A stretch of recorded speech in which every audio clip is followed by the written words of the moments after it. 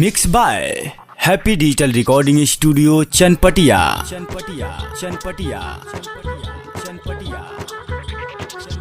Presented by Unique Films. Kanchan Ibrahimpur.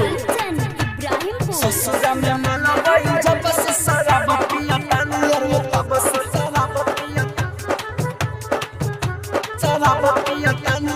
ससुरा में माला गई जब से शराब पिया तानी यार वो तब से अरे ससुरा में माला गई जब से शराब पिया तानी यार वो तब से पिया तानी तब से पिया तानी तब से पिया तानी तब से वाला गावल टूटल झप से शराब पिया तानी यार तब से ससुरा में माला गई जब से शराब पिया तानी यार तब से ससुरा में माला गई जब से शराब पिया तानी यार तब से ससुरा में माला गई जब से शराब पिया तानी यार तब से Kanchan Ibrahimpur.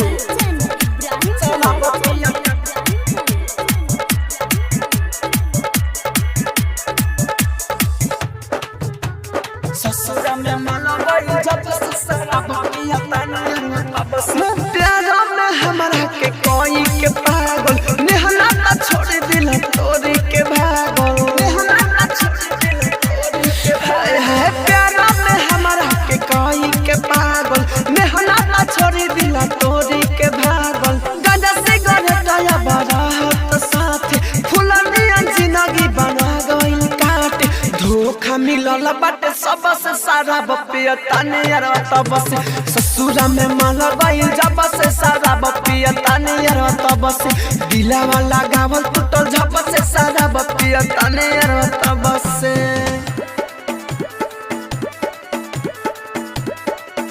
Presented by Unique Films. Kanchan Ibrahimpur.